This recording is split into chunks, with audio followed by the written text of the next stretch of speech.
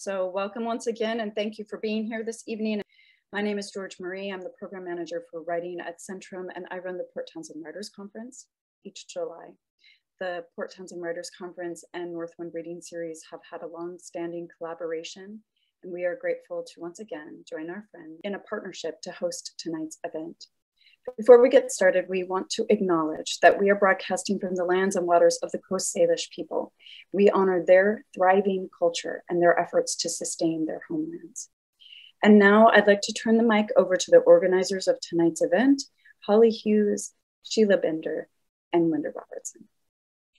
Hi, I'm Sheila Bender, and along with Linda Robertson and Holly Hughes, we organize the readings for Northwind that have had to convert to online. We're looking forward to the day when we can meet again in the Northwind Art space and have all of you join us. And I know some of you are joining us from afar, so maybe this is even better for our audiences. But anyway, welcome tonight. I'm going to begin by introducing Michael Smeltzer from Floating Bridge Press, because this reading is by the two winners, the finalist and the winner of the 2020 Floating Bridge chapbook contest.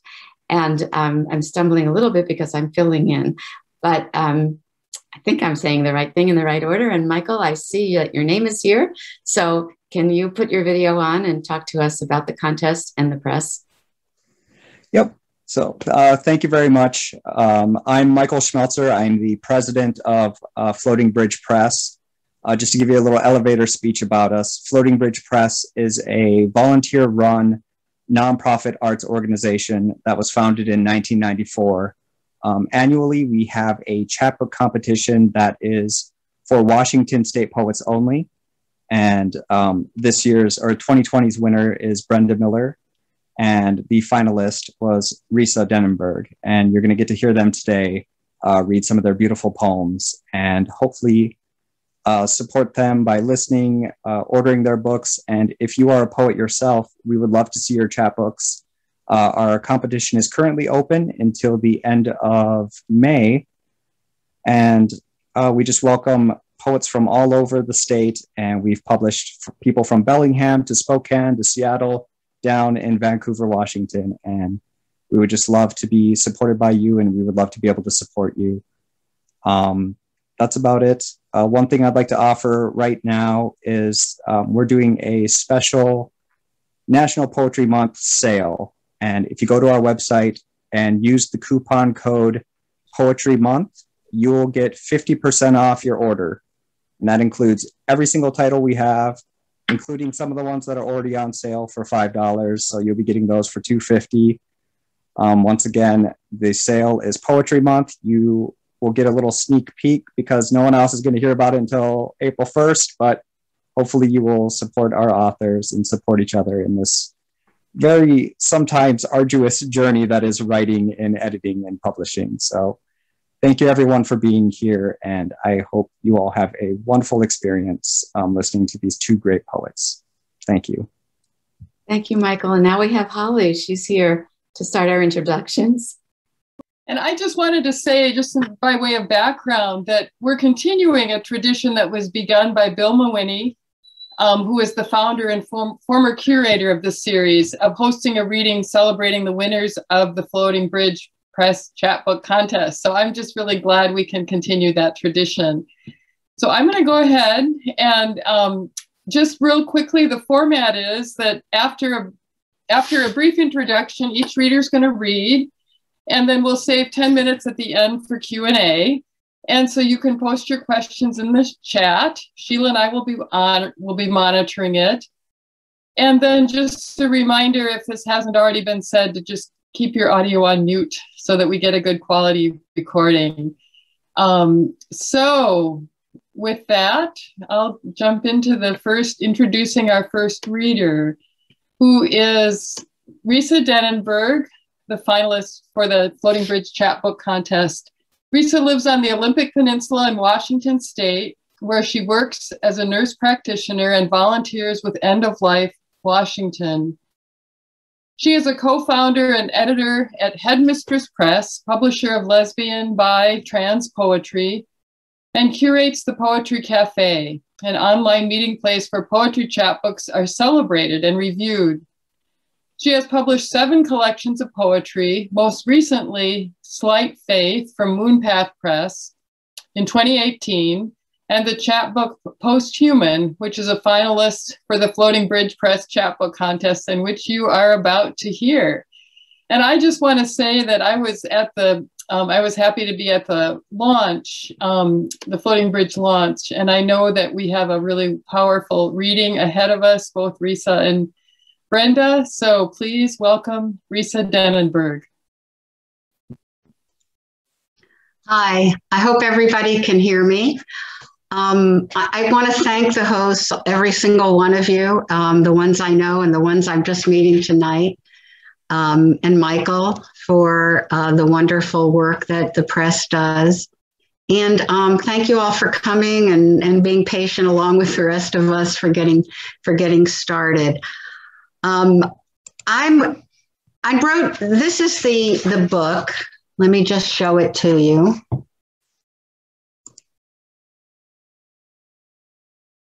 I don't know if you can see it. It's called Posthuman. I wrote these poems during April of 2019, so 2 years ago, during National Poetry Month, when for the last many years, I've written a poem a day with a group of poets, as many of you probably do as well. And I have found that the act of writing, along with others, often produces some amazing poems. These poems were written early in the day. I was working an early shift, and so therefore they had to be short. And to start the day, I used the last line of the preceding poem, and it just turned out that they were all 14 lines, and unwittingly, I had comprised a sonnet cycle. So that was kind of an exciting find. The poems are about my feelings, about the earth and in our moment, the climate crises, the economics of hate. I know that my voice is in sync with voices as old as writing.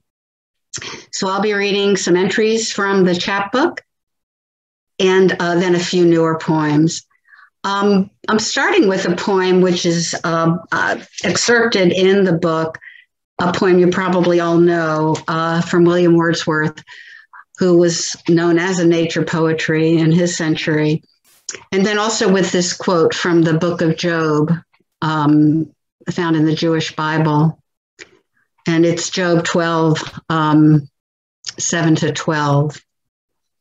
Just ask the animals and they will teach you, or the birds in the air and they will tell you, or speak to the earth and it will teach you, or let the fish of the sea inform you.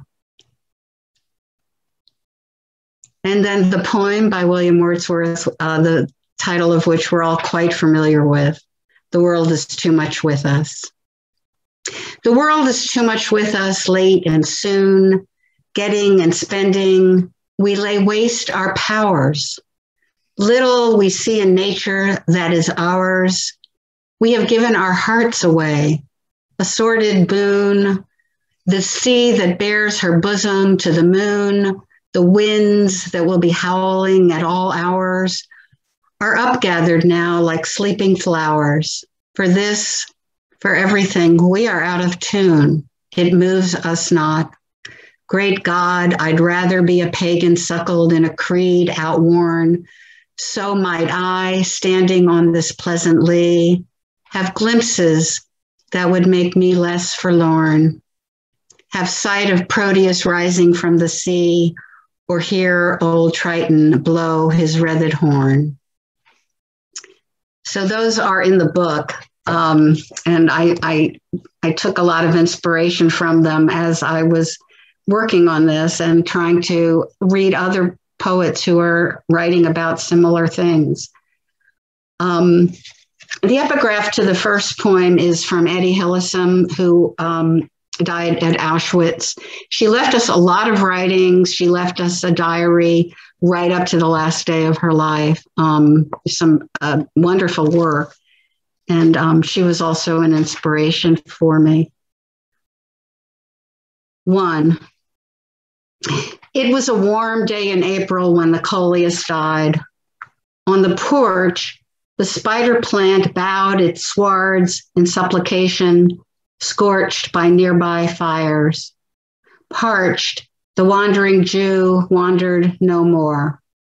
Drought defiant, the jade and snake plants endured spring, then died in summer's swelter. The house of wood quit its joists in stages of rot, and lost kin of wolves, a long-eared mutt, died inside after lapping the last scraps from his bowl with a mane of dejection. In the yard, flies laid eggs in decaying remains. In due time, maggots arose to cleanse putrid flesh.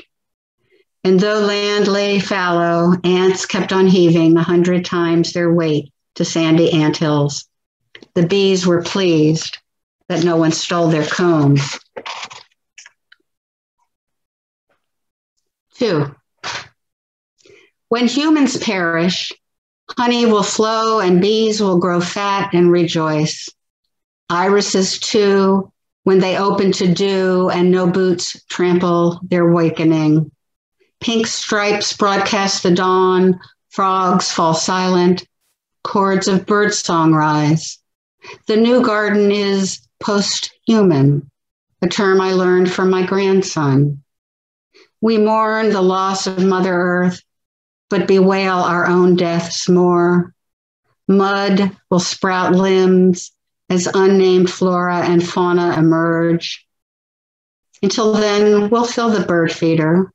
We deplore human rubbish as if we're not a parsec of the problem. We're nearly submerged in waste, waylaid by pipe dreams of time without end, wearing brand new sneakers, t-shirts, and sweats. Everything I know of love, I've learned from pets.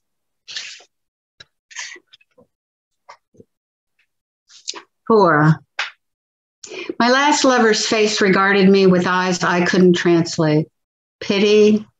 Had I lied or said something wrong? Was this love, that item I'd ditched on a shelf so long ago? I didn't stay to discover in her what I had failed to find in myself. When Jezebel died, needle in paw, I met solitude with gratitude. To never again race home to feed a cat or heed a lover's need. The earth, too, longs to be left alone, impatient for our extinction. She thinks herself an introvert. After all our fuss to clothe her in urban outfit and edifice, she sends her deep regrets. Unable to commit, I bring home another cat and another. I still want a chaste kiss now and then. 6. On our last day, the earth will suffer a stroke. Call it the big one, 6th extinction, apoplexy. Call it nothing, since nothing will be chronicled on YouTube, on widescreen, in text, only in sediment. No sentient or sentimental send-off. And not only those who led the brigade, but our pets and potted plants, the horses in their barns, the yard chickens we raise for eggs, all will perish with us. So what if poems make us cry? What good are tears that won't clean house for our grandkids? My son stands on the southeast tip of the U.S., while I hang on to the northwest lip. How long before highways turn to footprints, feet to clay? Time is late to prepare for our common fate.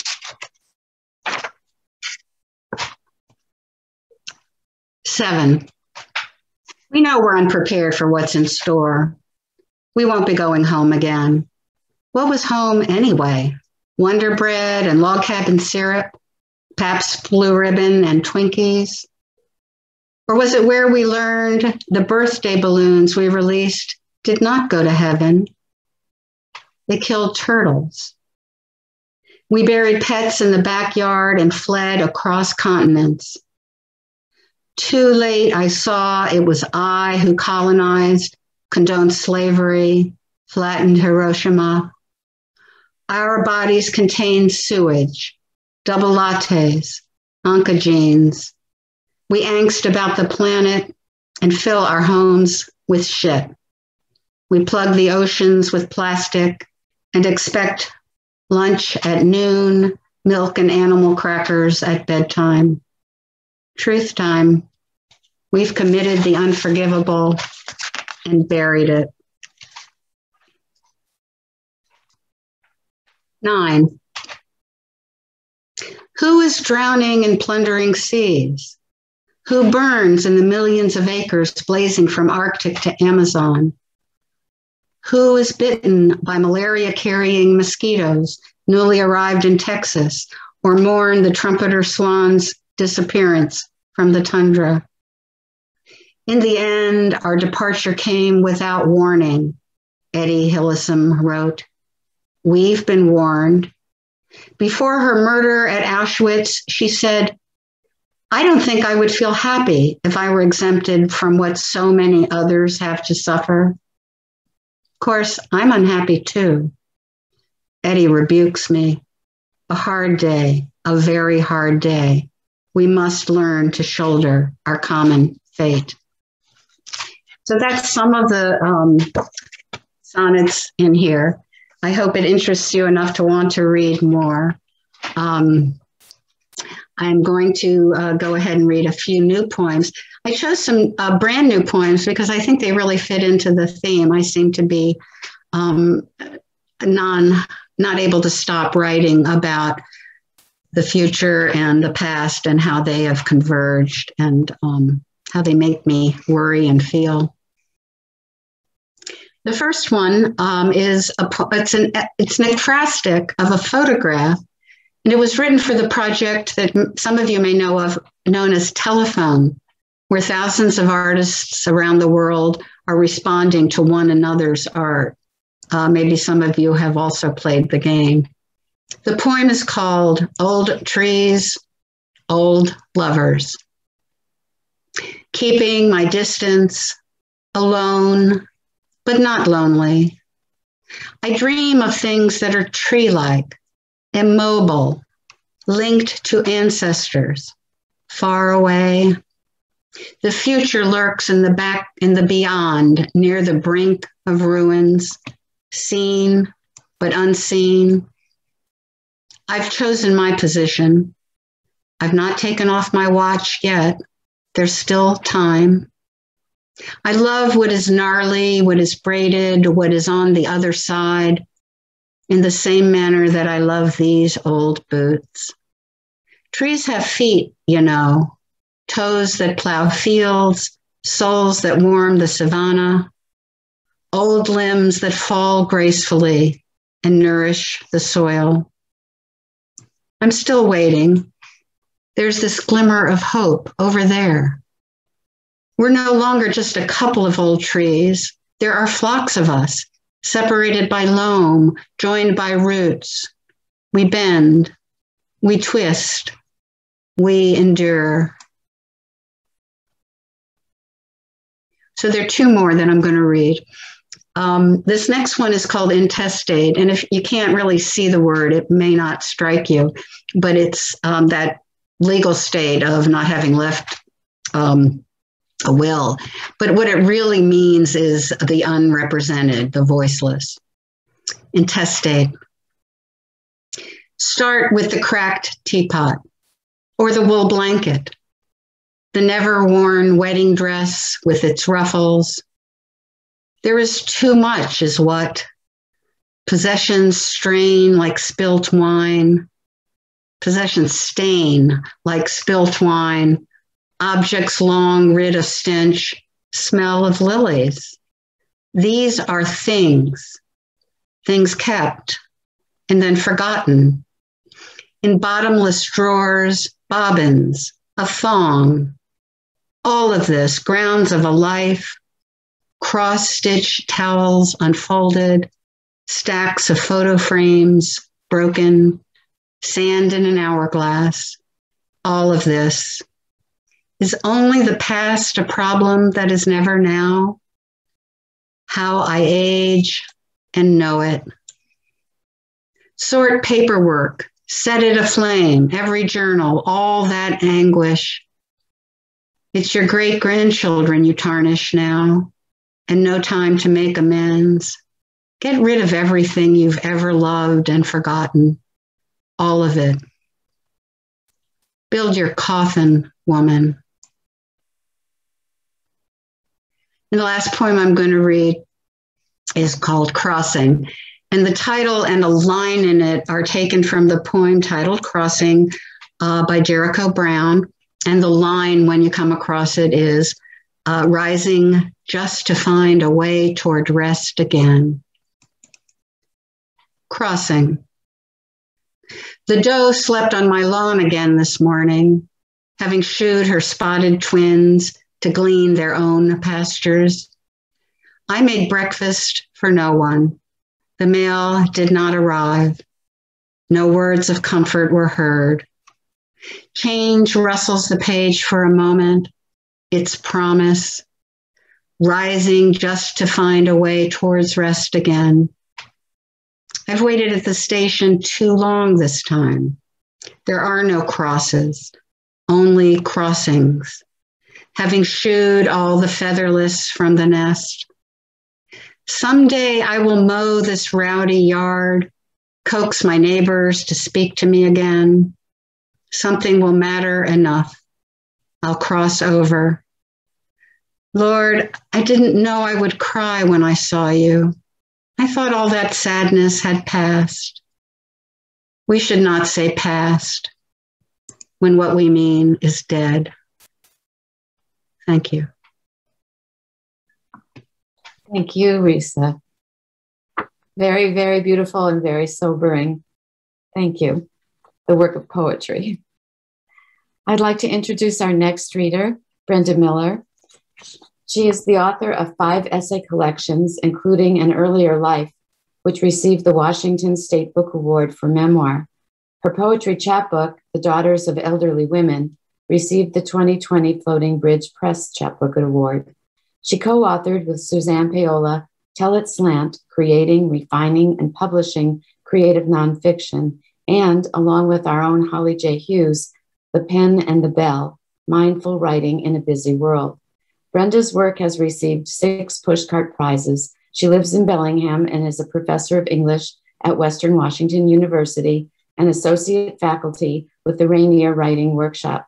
Her website is www.brendamillerwriter.com. Welcome, Brenda. Thank you. Thank you, Sheila. Thank you, everyone. Those were beautiful poems, Risa. Thank you. I love the image of the earth as an introvert that we're dressing up. Thank you. So my chapbook, The Daughters of Elderly Women, most of these poems were written in Sheila Bender's living room. I was doing on my own little self-styled retreat while Sheila was traveling, and I would wake up just about every morning with that phrase in my mind, The Daughters of Elderly Women. And so these poems just kept coming with the same title. So I'm just going to read from the chapbook, kind of a random selection. Everybody hearing me all right?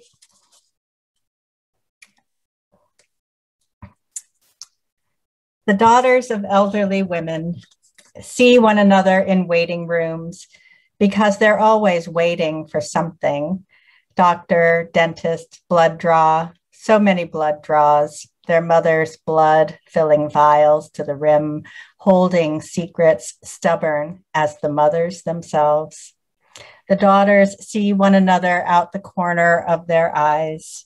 They might nod or they might not. The daughters, too, are up in years with their own complaints simmering. The daughters flip through magazines so old they're falling apart, though some recipes hold up after all these years. Sweet potatoes with cumin and cinnamon, halibut in coconut cream. The daughters might lean into their mothers, holding hands the way they did as children when the mothers did all the waiting for them.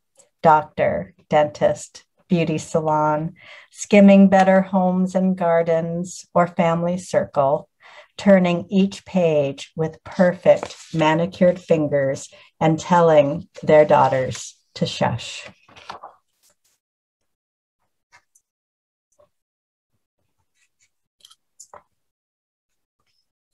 The daughters of elderly women write notes on scraps, Post-its, scratching what needs to be remembered or what happened yesterday, sorting it all out for mothers whose minds have become smooth as Teflon. Nothing sticks. A conversation from an hour ago or the doctor's new instructions. They sit beside their mothers in examining rooms, memorize the list of medications repeated at every visit, litany of allergies, inventory of ailments, witness the ritual weigh-in, blood pressure, cuff, taking of the pulse, sometimes too faint to find, and answer the repeating question, why are you here today? When the mothers can't remember why they're in the orthopedist's office and say, oh, just here for a checkup, the daughters must remind their mothers of pain. They must say, remember, as gently as possible, and watch their mother's eyes search for any clue, teeth biting a lower lip as they call up a pain that kept them up at night 3 weeks ago, which might as well be another lifetime. The daughters watch their mothers' faces go blank as an empty notebook, transcribe for them what to remember and what they might try to forget.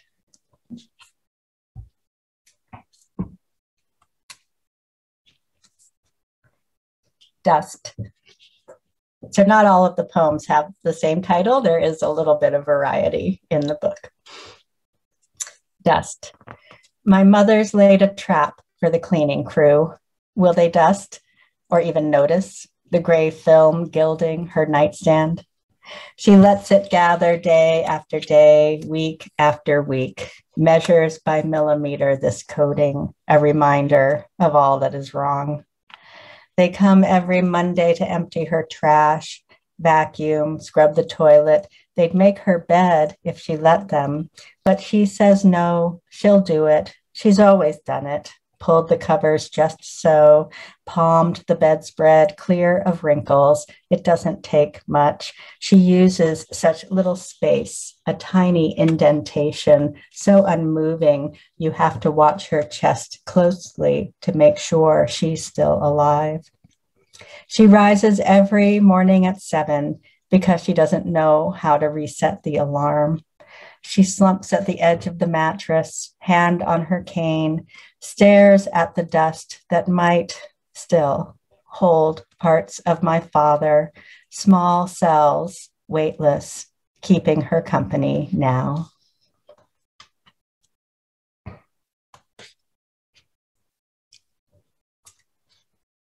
Leaving hospice house.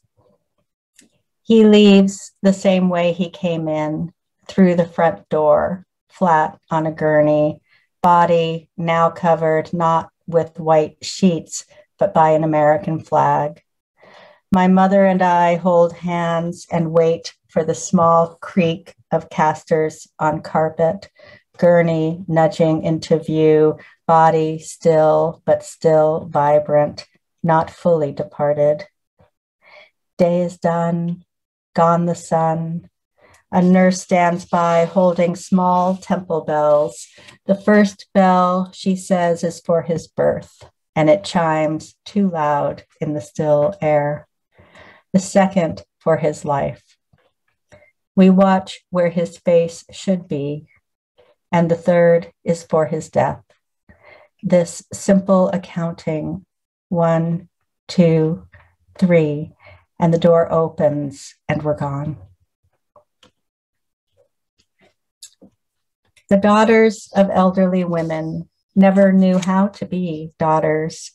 They tugged apart, let go of hands, moved away, called every 2 weeks or not at all, never really had anything to say. They rolled their eyes, got snotty on the phone. The mother's always saying something wrong, always buying the wrong food, fussing for no reason at all. The daughters hid behind books, magazines, computer screens, tried to be nice. Now they look up how to be a perfect daughter on WikiHow, which knows everything. How to cheer up your mother, how to make your mother happy, all listed in easy to follow, step-by-step directions.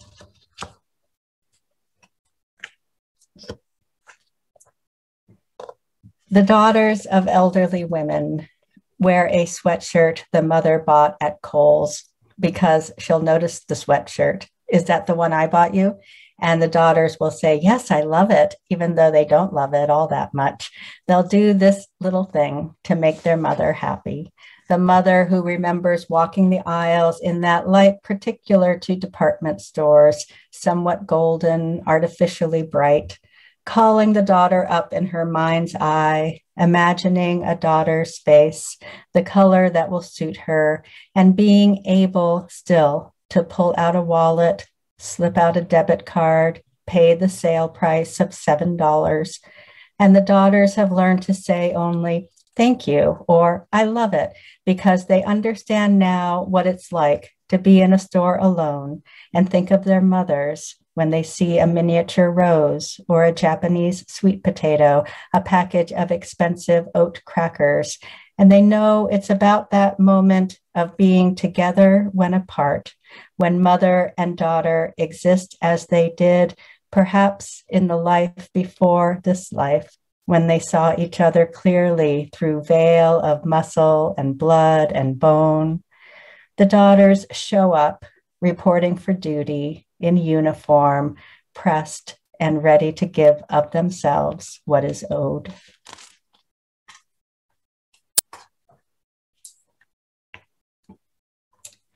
This next one's in the form of a pantoum, which is a repeating form, so you'll hear this pattern throughout. Pantoum for elderly women. Forgetting may be a blessing. See, already winter has lightened, early sun touching each bare branch with something you might call love. See, already winter has lightened, hawk's nest so safe, each twig coated with something you might call love. You couldn't see it before, invisible hawk's nest so safe, each twig coated in the tatters of spring.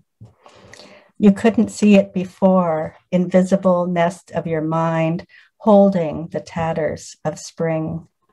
You can now funnel the sky, nest of your mind, holding hollow eggs so easily broken.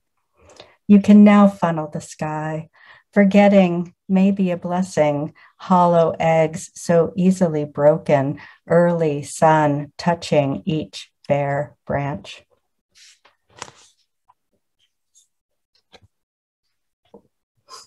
The daughters of elderly women suffer, they're told, anticipatory grief, this grief before grief, premature nostalgia for something that still exists.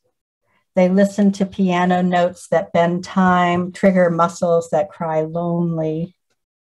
The daughters have only just learned to be daughters, every day a practice session of patience. They want their mothers to always be their mothers, no matter what form mother takes. The daughters are crying for no reason at all, in arpeggio of disconnected notes, broken chord that makes no sense at all. Between. Yo-Yo Ma tells us the music happens between the notes. It's something we've known all along, how the silent spaces burn. But listen, not the space itself, but a reaching over, reaching toward. Any musician can play the notes in time. The virtuoso is never quite sure, never knows what slight gesture this time will connect.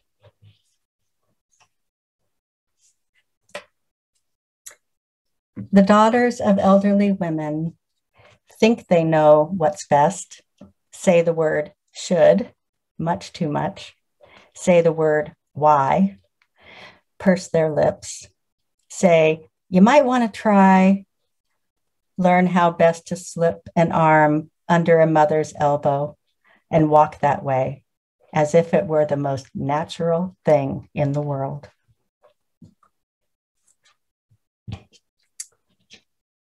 Mamma Mia, Here We Go Again, from the film title.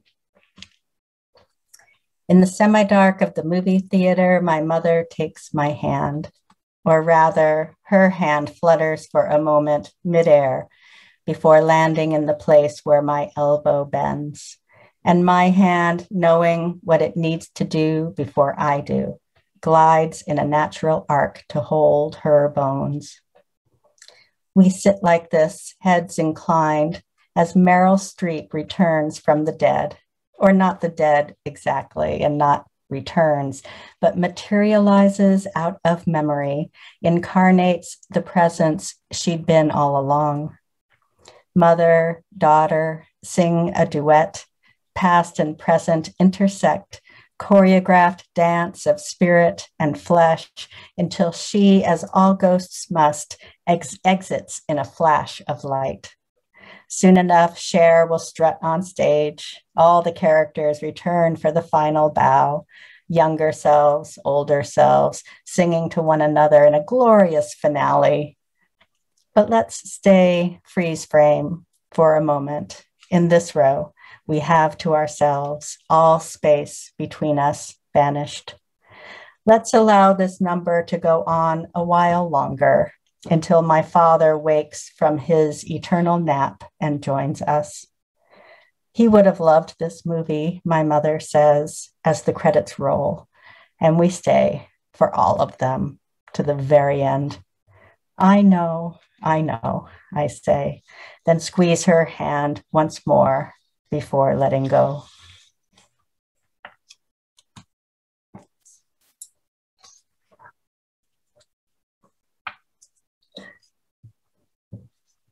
The daughters of elderly women. I'm smiling because I just did this one. The daughters of elderly women become tech support on call 24/7 for whatever evils might befall a PC.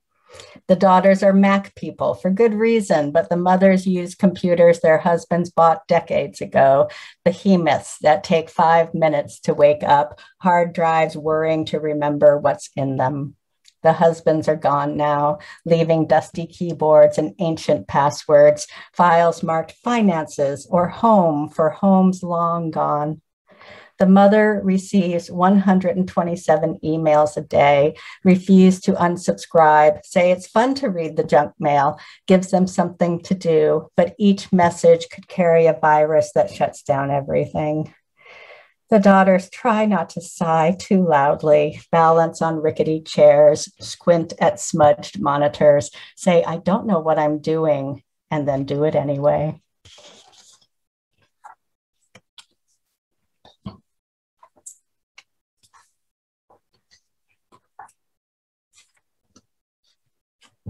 Gone. We thought it was a fawn at first, and then a fox or a mutant blend of both. But it looked too gray and thin, cowered as it ran between the graves. It stopped, looked back, kept running. Not a lope, not a gallop, not a high-footed trot, more a fast slink toward the trees. Would it have attacked the dogs? My mother asked more than once as we crept forward in the car, hoping for one more glimpse. We'd been walking the dogs off leash after visiting my father's grave, had placed stones among the mosaic already left behind. 1 year gone, and I wanted to feel something more than the vast indifference of death. But dry grass reflected nothing, and the earth refused to stir. That animal could have been a coyote, could have been anything, signified nothing more than a wild creature lost among the dead. Perhaps the trickster, the one who fooled his neighbors countless times. I drive my mother so slowly along this narrow road, our dogs safe in the back seat. Would it have attacked? She asks again, craning for one more look. And I'll end with the last poem in the book, which is titled How It Ends. Never as you expect, not with a whimper or a bang, never with proclamations, broken ribbons at the finish line, never with a stopwatch clicked or a countdown from 10, never in the darkest hour or at the exact break of dawn.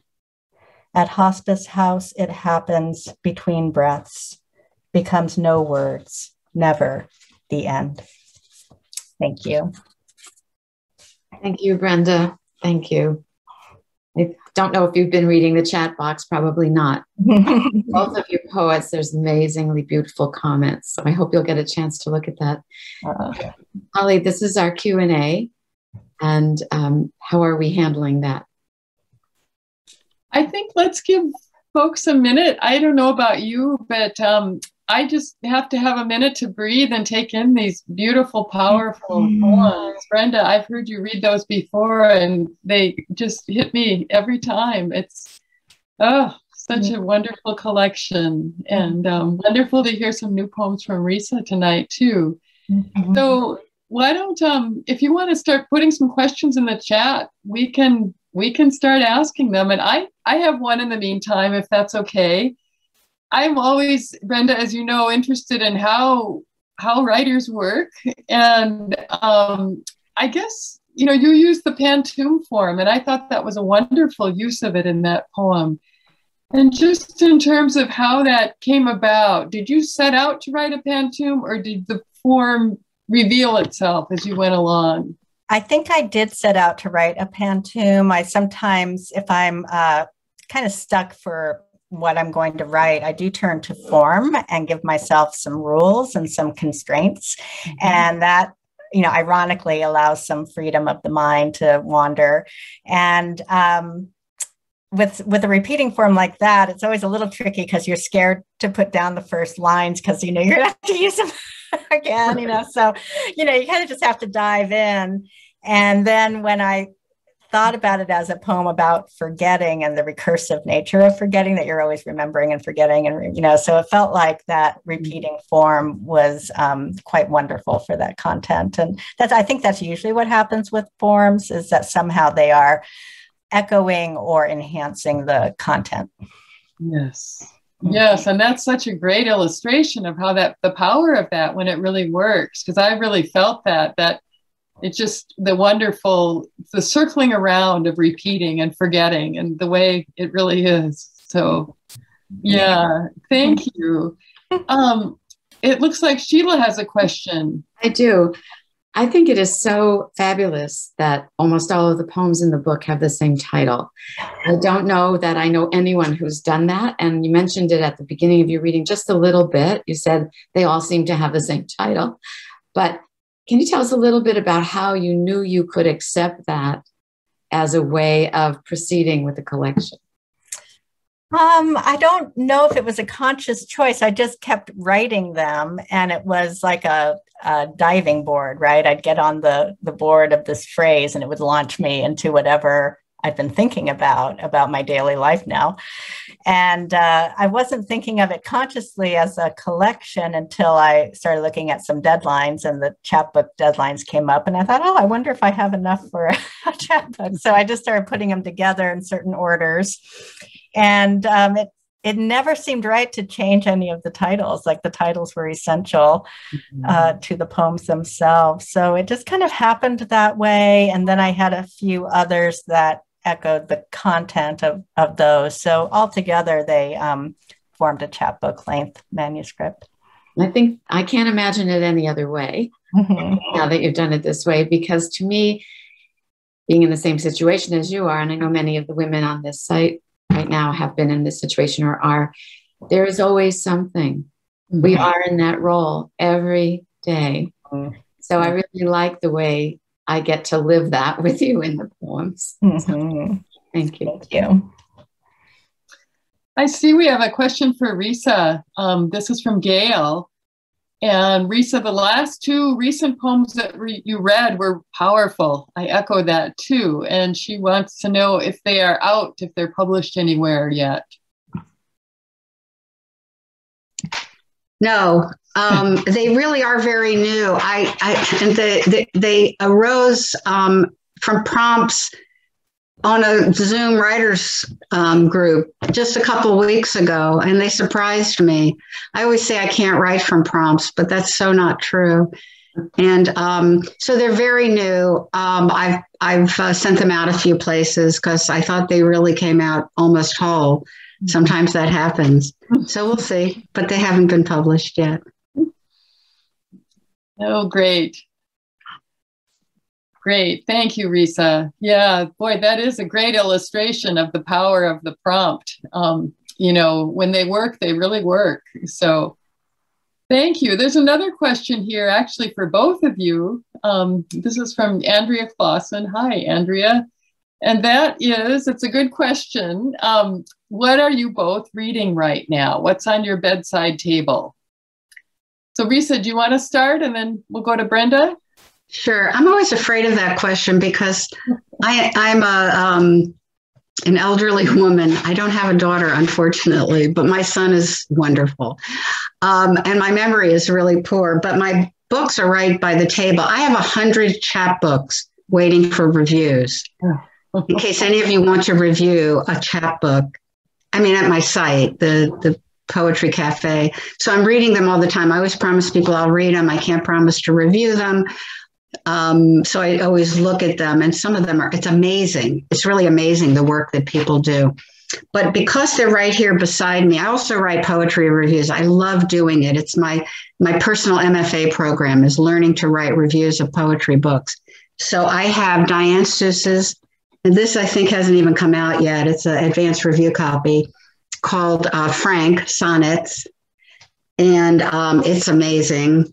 And I'm reading C. Dale Young's, I don't know if you know him, Prometeo, and these are beautiful poems. So I hope to review this too. And I also have this book that just keeps sitting here waiting for a review that I'm just behind, The Book of Anna. And it's written by Joy Layden, and she's a trans woman and wrote this book. It was published while she was going through her transition, and it's just been republished. And it's a persona book. It's written in the voice of a woman who was in post-war Czechoslovakia. I was trying to remember which country, had been in the camps, was trying to make decisions about whether life was worth living. And they're interspersed with diary or journal entries and then poems that are amazing. I mean, this is a beautiful book, and I'm hoping to get a review of it out there somewhere. So that's what I'm reading right now. Yeah, I always draw a blank at that question too. It's so funny. But my pandemic hobby has been paint by numbers, which I am just so addicted to. But the only way it becomes really pleasurable is if I'm listening to an audiobook. So I've really gotten into audiobooks, and mostly epic novels. So I've listened to 2 novels by Kristen Hanna, The Nightingale and The Great Alone. And boy, those were just so engrossing. And I've listened to all the novels of Leanne Moriarty, I think is how you pronounce her name. She's an Australian novelist. She wrote Big Little Lies. But all of her books are so good, especially hearing them out loud. But I just grabbed a few things that are on my desk and that I have been reading. This is my colleague, Suzanne Paola Antonetta, her latest book. It's called The Terrible Unlikelihood of Our Being Here. And it's just an amazing, it's all told in very short vignettes, combining kind of a memoir of her grandmother who was a spiritualist, and their summer home in New Jersey that was destroyed by Hurricane Sandy, and then all these philosophers, and yeah, it's just a wide-ranging kind of book-length lyric essay. So I highly recommend that. I'm always dipping into this book, The Book of Delights by Ross Gay, which is just so fabulous. And I also teach from this book. And I also teach from World of Wonders by Amy Netsuka-Matito, who is a poet, and this is her first book of essays. And they all intertwine personal narrative with natural science. And it's beautiful. Every essay has an illustration of the thing that it's so it has beautiful illustrations, and it's just a nice book to hold in your hand, you know, so yeah, quite wonderful. Oh, thank you both. Wow, it's so nice. I've been scribbling down titles. It's so good to, you know, expand my reading list a little bit. That was wonderful. Thanks for that great question, Andrea. I know I always dread it too, but partly because it's so hard to narrow it down. So you guys were ready. You had your piles right there. So I think we have time for maybe one more question. And this is actually from Michael. And it's a great question. Both poets deal with some very difficult material, both very personal and intimate. So here's Michael's question, and I suspect it's many of us are wondering this too. How do you keep yourself from despairing? Because I also see many instances of hope and joy in your work too. And how do you balance despair and joy in your work and or life? That's a big question, Michael. But a good question. So Brenda, do you want to start? Sure. I think by shaping experiences like this into a poem or an essay, it actually keeps you from despair. I think it actually gives some new meanings to the experience. It helps you understand the experience better, to kind of hear what you're thinking or what you can't even hear yourself thinking, and making beautiful sounds and images and metaphors. So I think that is what makes for a good read or for good literature, is when there's both there. That if it's all despair, I think readers get a little tired of that and go and eat ice cream instead, right? And if it's all joy, then it can feel a little, you know, thin. So I think that there has to be a balance of both. Yeah, good. Thank you. Risa, how about you? That's a really hard question for me, because I'm not sure that I try to avoid despair. What I try to avoid is depression. And I try to keep equanimity. That's my goal. And that's mostly because of the work I've done all my life. I spent many years working in an AIDS clinic. I've worked with drug addicts. We're now dealing a pandemic, which is bringing people into the clinic. And I think I get joy. It's a hard question. I get joy from my grandchildren. I have plenty of things that bring joy in my life, but I'll stick to the idea that I don't try to avoid despair, because it's all around me. It's what life is made up of, at least in part, for every one of us. And I just try to be equal to it without being overwhelmed by it. And that's all I'm going to say about that.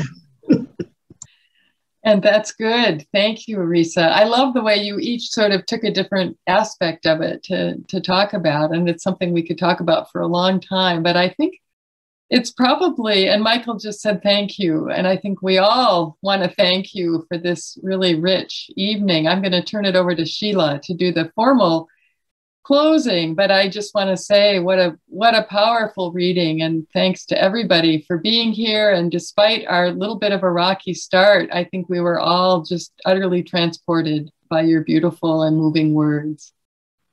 Sheila. All right. Well, I want to say one way to get over despair, maybe the only way, is love. And poetry is love. And I felt a lot of that love in the room. So everything we name, everything we mourn is love. So I want to thank you and just add that to the conversation. So again, thank you to the readers, Brenda and Risa, to George and Centrum for co-sponsoring with us, to Michael at Floating Bridge Press, keeping things happening there for poets in the contests and publications. It's been said that you can support poets by buying their books, and Michael has generously told us about the offer of half-price books, and it's in the chat room. And if anyone forgets, you can just email any of us and we'll tell you again how to do it. Poetry Month. I think the P and the M are capitalized, and is the code for the discount. And we'll be posting a recording of the reading as soon as we're able to get the recording. And we have various places to put it. One place is on our Northwind Reading Series Facebook page, which you might want to check. And there's also a place on the northwindart.org website and Facebook page. So we are really excited to announce that next month's Northwind Series reading will be in honor of National Poetry Month and Earth Day, and fittingly on Earth Day, April 22nd, from 7 to 8:30. We're inviting several poets to share nature-related poems, followed by a brief discussion of nature poetry. And among the presenters are Rob Lewis, who will be joining us from Bellingham, and Ann Spears from Vashon Island. There will be more added to the lineup, and there'll be a Q&A for the attendees after. Since you've registered for this reading, my understanding is that you will be on the mailing list for future readings. And if you know people who would like to be on our mailing list, or that you think should be on our mailing list, please tell them to email us at nwindreaders@gmail.com. So again, thank you all very, very much. Bye-bye.